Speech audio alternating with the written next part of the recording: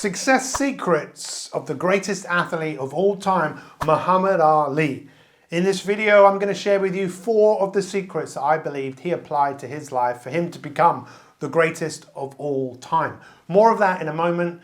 Let me ask you, are you the sort of person who maybe you feel that the world hasn't seen your greatness yet? Do you have goals and dreams and ambitions that once again you still haven't achieved? Because if that is you, then this video is for you.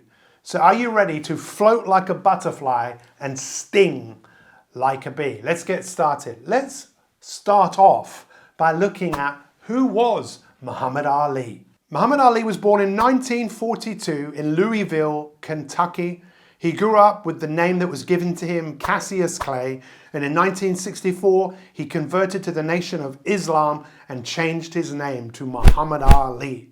He began boxing at the age of 12 when he got his bicycle stolen, and he told the police officer that he wanted to beat up the kids that stole it. The police officer was called Joe Martin, and he was a boxing trainer, and the rest was history. At the age of 16, he quit school and he dedicated himself to boxing. He really did shake up the world. He brought a new style to boxing. He made it an art form with his freestyle, his style and his grace.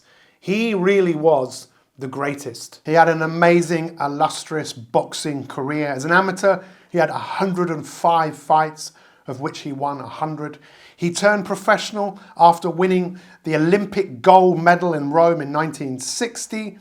He had 61 professional fights, 56 wins, 37 by way of KO. He had 5 losses. He was voted the #1 boxer of all time by Ring magazine, and he was voted the greatest athlete of the last century.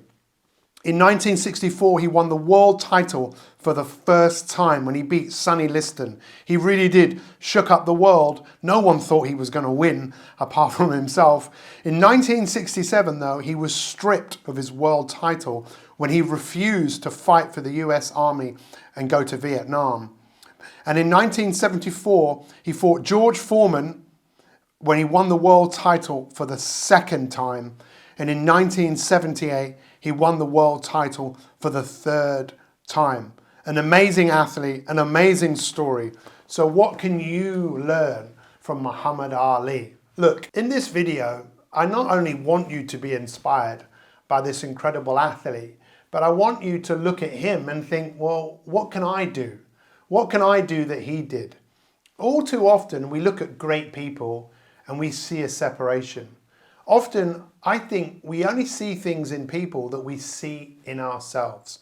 Are you ready to become the greatest that you could ever become in your life? I'm sure these 4 secrets will really help you, even if you just apply one of them. Success secret #1 is reinvent yourself. Let me ask you, what will be the greatest thing you ever do in your life? Look, as you take a moment to think about that, I want you to listen to what Muhammad Ali said just before the fight in 1974 with George Foreman. I'm experienced now, professional. Jaw's been broke, been knocked down a couple times. Bad.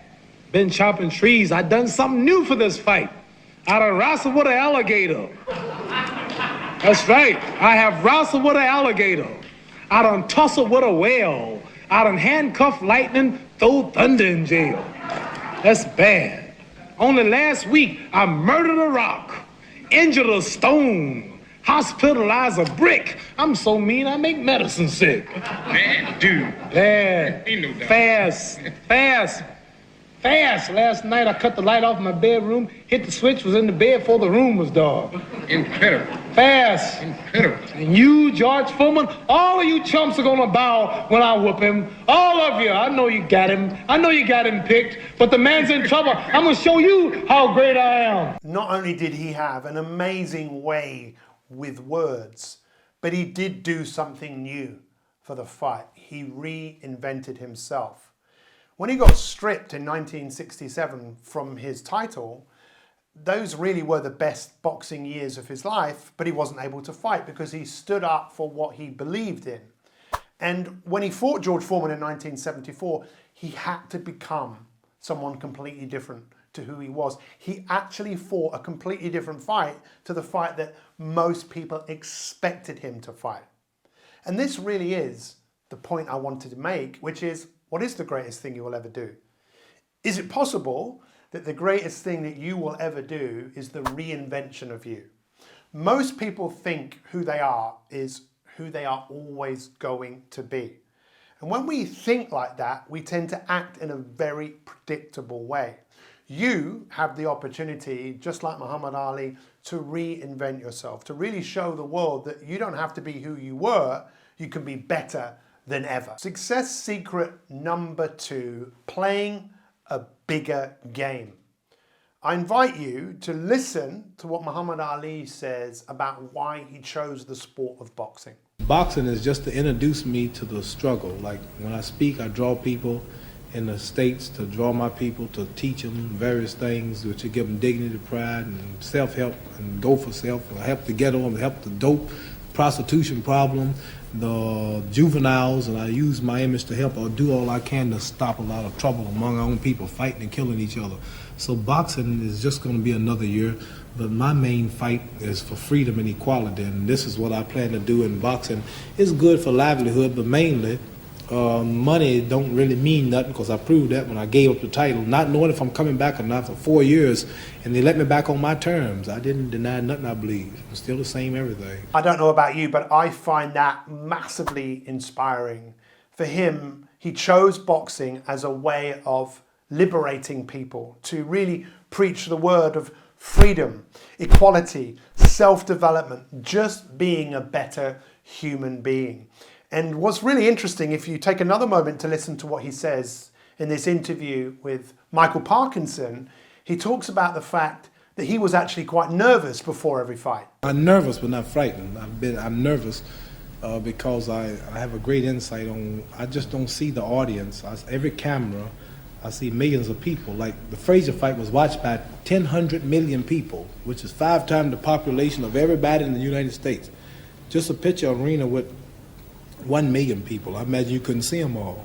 And just think about 100 million and 1,000 million and all those people and everything. That makes me nervous. Just the idea of me just being a humble fellow from Kentucky, got lucky in sports, and now here's the house. The fight was piped in a place like Thailand to the government house in Arabia, and the government officials took time off to watch the fight. And just for 2 men boxing, attracting so many people of all races and nationalities. In Hawaii, I understand, they stopped, closed all the factories, and the people, they set televisions on every other street corner. People came out watching the fight on the streets, and every bar in America, every house, even traffic was still during that fight.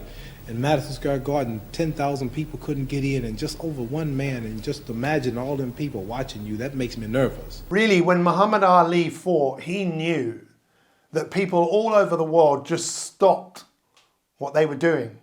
In all countries, people would just stop and watch this great man. He was aware of the millions, the hundreds of millions of people that were following him. And he realized that it was okay to be nervous, but he knew the reason he was doing what he was doing. He was playing a bigger game. And what I have noticed from all of the years that I've been working with people is that the people who are the most successful, the people that are the most happiest, they're the ones that realize there's more to life than just what they're doing. They want to grow and they want to contribute. So why not take a moment to think about, how could you contribute? What could you do to make more of a difference to more people more of the time? Success secret number 3 is the last minute kick. What I have observed with so many people is they often give up when things get really difficult. But when you have the will and you have the determination, you can overcome the fact that maybe you don't feel like it, maybe you don't think you've got what it takes.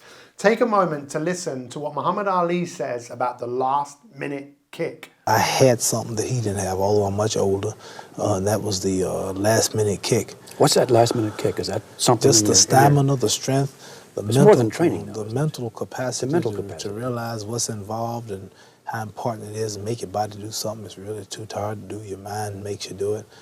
Mark Spitz, this Olympic track star I was mentioning, he wasn't that much greater than all the people in the world, but sometime he won by just that much. And a champion is just one who can come out at the last minute and close the show. As I say, the star closes the show. A 14, 15 round fight, and it's even, and usually this champion, you can depend on him to come through at the last few seconds and find some energy from mental somewhere. discipline? Is it discipline? Or Not only that, it's mental and physical. His body's in physical shape to do it, plus mentally too. He's got himself in condition where both fellas may be, sometimes the will can outdo the skill. And sometimes a fella's will is stronger than the man who's actually better physically, and the determination and weakens the other man just to see him so determined. Look, the reality is we can all learn to think greater than how we feel. I imagine there's millions of people all over the world right now that lack the will, that don't feel like doing something that they know if they did it, their lives would be better. I challenge you to apply success secret number 3, which is the last minute kick, is that when you feel like giving up, when you feel that you haven't got anything left, just keep going and develop the will to overcome the obstacles that you're going to face. Ultimately, I think life is a competitive event, and you might not be boxing in a ring, but every single day you are challenged by life. Every single day there are opponents that we face. And in fact, one of the biggest opponents that we face is the opponent inside our mind, a part of us that wants us to stay within that zone of comfort, the part of us that wants us to do what we've always done. And if you always do what you've always done, you'll always get what you've always got. It's time for you to develop the last minute kick. Success secret number 4 is be inspirational.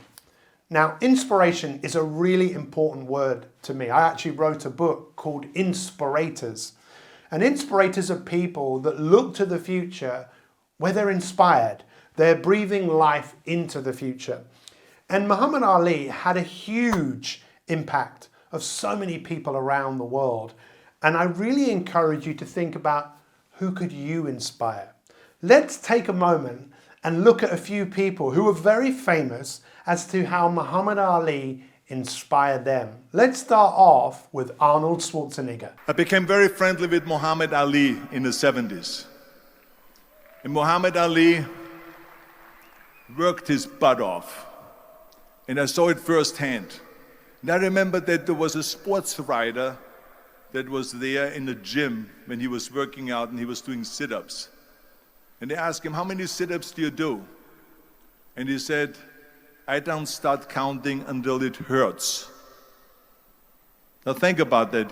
He doesn't start counting his sit-ups until he feels pain. That's when he starts counting. That is working hard. Now, imagine how many people Arnold inspired.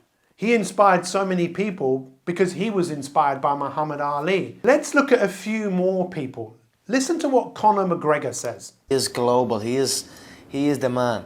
Muhammad Ali was a guy that done what had not been done before. Changed the face, not only the face of his game, but the face of the world. You know, he was outspoken. He fought for what he believed in, and that he was charismatic. He was a legend, a hero, and I looked up to him. One of my first heroes was Muhammad Ali. Look, everybody needs a hero. And you watching this film, I look at you like a hero, and I'm a guide. I'm guiding you for you to recognize the heroic potential that you have. Conor McGregor was hugely inspired by Muhammad Ali. But what about LeBron James, one of the greatest basketball players of all time? Take a moment to hear what he had to say. As a kid, I gravitated towards him because he was a champion. But I only knew as a kid what he did inside the ring. As I got older and I started to be more knowledgeable about the sport, about sport in general, and about the guys who paved the way for guys like myself. I understood that he is the greatest of all time, and he was the greatest of all time because of what he did outside of the ring. Obviously, we knew how great of a boxer he was, but I think that was only 20% of what what made him as great as he was. What he stood for. I mean, it's a guy who basically had to give up a belt and relish everything that he had done because of what he believed in, and ended up in jail because of his beliefs. That's a guy who stood up for so many different things during the times where it was so difficult for African Americans to even walk in the streets. And for an athlete like myself today, without Muhammad Ali, I wouldn't be sitting up here talking in front of you guys. Someone has always got to go first. Someone has always got to show other people the way. To inspire others is to go first. There's one other person that I'd like you to take a moment to listen to how Muhammad Ali inspired him. It is The Rock. He's been an inspiration of mine for many years. I first met him when I was 6 years old in New Zealand, put me on his lap. I got the picture of it. I'm crying because I don't want to be, I don't know that I'm in the presence of greatness, and he's kind of putting his fist in my face. And I grew up loving his showmanship, loving his humanity, his humility, loving his athletic prowess, loving his coolness, and his swag.